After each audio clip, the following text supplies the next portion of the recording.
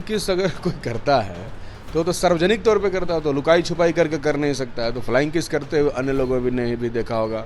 लोकसभा में चारों तरफ कैमरे लगे हुए होते हैं, कैमरों ने भी देखा होगा और उसमें रिकॉर्ड होना चाहिए था, लेकिन अभी तक कोई रिकॉर्डिंग आई नहीं है। इसका मतलब स्पष्ट है कि ये फ्लाइंग व्लाइंग किस का कोई मतलब नहीं है, बल्कि ये मुद्दे को ही फ्लाई करना चाहते हैं। बीजेपी नहीं चाहती है कि संसद में राहुल गांधी आएँ और वो मोदी पर सवाल उठा सकें, क्योंकि राहुल गांधी का भी कद भारतीय राजनीति में बहुत बड़ा है, या यूँ कहें तो मोदी के बराबर है, क्योंकि वो अपोजिशन के एक बड़े लीडर हैं। आप देख रहे हैं न्यूज़ फॉर नेशन में आपके साथ अभिजीत सिंह। लोकसभा में फ्लाइंग किस के मामले काफ़ी ट्रोल कर रहे हैं। जी आपको बता दें कि जो केंद्रीय मंत्री स्मृति ईरानी हैं, उन्होंने कहा था कि राहुल गांधी हमें फ्लाइंग किस दी है, जिसके बाद ये मामला काफ़ी गर्मा गया है। जहां बीजेपी के 20 सांसद ऐसे हैं जो स्पीकर को इस मामले में संज्ञान लेने के लिए पत्र भी लिखे थे। इसी बात करने के लिए हमारे साथ हैं भाकपा माले के विधायक हैं अजीत कुमार सिंह।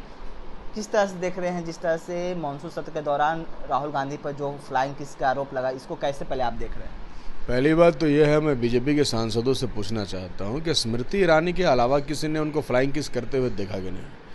क्योंकि फ्लाइंग किस अगर कोई करता है तो सार्वजनिक तौर पे करता है, तो लुकाई छुपाई करके कर नहीं सकता है। तो फ्लाइंग किस करते हुए अन्य लोगों ने भी देखा होगा।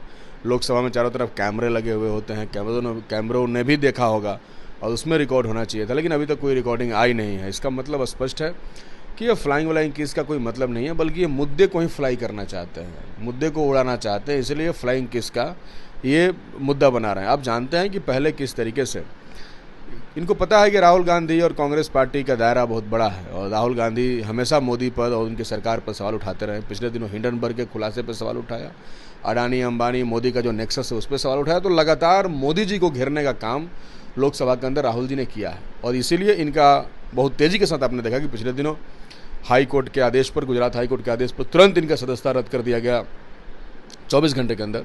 और हाई कोर्ट ने जब उनके सज़ा पर रोक लगा दी तो सदस्यता बहाल करने में कितना समय लगा, ये सब कुछ देश ने देखा है।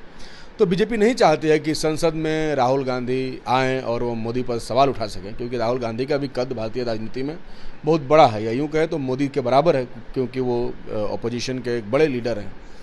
तो इसलिए वो चाहते हैं कि राहुल गांधी को नॉन सीरियस लीडर बना दिया जाए, और इसीलिए लंबे समय से उनको पप्पू का संज्ञा देना, उनका आईटी सेल इसमें बहुत एक्टिव रहता है। लेकिन राहुल गांधी ने अपने मेहनत के बदौलत अपनी इस छवि को ठीक किया है, और आज देश का एक बड़ा हिस्सा उनकी बातों को बहुत गंभीरता से सुनने लगा है। तो ऐसे समय में एक बार फिर राहुल गांधी के पूरे व्यक्तित्व को और उनकी प्रतिष्ठा को धूमिल करने के लिए मैं समझता हूं कि स्मृति ईरानी की तरफ से ऐसा आरोप लगाया जा रहा है। नहीं तो स्मृति ईरानी यानी कि राहुल गांधी की जो छवि है उसको धूमिल करने के लिए इस तरह के आरोप लगा रहे हैं और मुद्दा को भटकाना चाह रहे हैं। बीजेपी जो मुद्दे को भटकाने के लिए कोशिश इस तरह के बयान दिलवा रहे हैं। हाँ बिल्कुल, वो तो नहीं चाहते ना। जैसे कि सदन में राहुल गांधी आए लंबे समय के बाद, बीच में सस्पेंड थे, तो उन्होंने बहुत गंभीरता से मणिपुर का सवाल उठाया। मणिपुर की महिलाओं को उन्होंने भारत माता कहा और कहा कि आज देश भर में भारत की माताओं का, बहनों का बलात्कार हो रहा है, और प्रधानमंत्री चुप्पी साधे हुए हैं, गए भी नहीं। तो ये सारे सवाल उनको चुभते हैं, तो इसलिए इन सवालों पर चर्चा नहीं हो सके। अब तो आप ये हमसे पूछ नहीं रहे हैं कि राहुल गांधी ने जो कहा मणिपुर पर वो क्या था। मीडिया इस पर बातचीत नहीं कर रही है, मीडिया को सिर्फ फ्लाइंग किस पे बात करना है, और वहीं वो चाहते थे कि मीडिया सिर्फ फ्लाइंग किस पे बात करे। तो इसलिए फ्लाइंग किस मुद्दा नहीं है, उसको मुद्दा बनाने का प्रयास हो रहा है। जो दरअसल मुद्दा है कि राहुल गांधी ने क्या बोला सदन में, और सदन में इस बार किस तरीके से केंद्र की सरकार लगातार सदन को डिस्टर्ब करके अपने मन मुताबिक बिलों को पास करती रही, और उसका जिस तरीके से प्रतिकार विपक्ष ने किया, इस पर चर्चा नहीं हो, इसलिए सदन के बाद इस मुद्दे को उछाल दिया गया। लेकिन जिस तरह से बात करें कि ये मुद्दा, आपने बोला कि मुद्दा नहीं है फ्लाइंग किस, लेकिन जिसके बाद कांग्रेस के जो बिहार के कांग्रेस के विधायक हैं नीतू सिंह, वो कह रहे हैं कि अगर फ्लाइंग किस देना होगा तो राहुल गांधी 50 साल बुढ़िया को देगी, लड़कियां की कमी है। लेकिन ये मुद्दा इसलिए बन रहा है क्योंकि बीजेपी बोल रहे हैं कि इन सब का संस्कार देखिए कि इस सब ऐसे ऐसे बयान देते हैं और ऐसे ऐसे कारनामे करते हैं। नहीं, मुझे इस पे कुछ नहीं कहना है कि वो किसको देंगे और किसको नहीं देंगे। ये उनके दिल की बात है, उनके मन की बात है, वो किसको देना चाहते हैं। मसला ये नहीं है, मसला ये है कि संस्कार और ये सब बीजेपी ने पेटेंट करा के रखा है। देश प्रेम, संस्कार, तो ऐसा नहीं है। बीजेपी वालों के संस्कार क्या हैं वो हम लोगों ने देखा नहीं है। उनके नेताओं के जो बयान, बिगड़े बोल, ये सब कुछ रहे हैं। उनके संस्कार तो सब जगह पे परिलक्षित हो रहे हैं। तो वो जो खुद ही संस्कारहीन पार्टी रही है वो दूसरे को क्यों संस्कार का ज्ञान दे रही है। और सबसे महत्वपूर्ण बात तो यह है कि हमें या राहुल गांधी को या किसी को भी अपने संस्कार के लिए बीजेपी का सर्टिफिकेट नहीं चाहिए। हम क्या हैं क्या नहीं वो हम जानते हैं, जनता जानती है। इसके लिए बीजेपी सर्टिफाई करने के लिए कोई उसने पेटेंट नहीं करा लिया है कि वो जिसको कहेंगे वो संस्कारी होगा और जिसको नहीं कहेंगे वो संस्कारी नहीं होगा। बिहार से जुड़े हुए मामला लेंगे।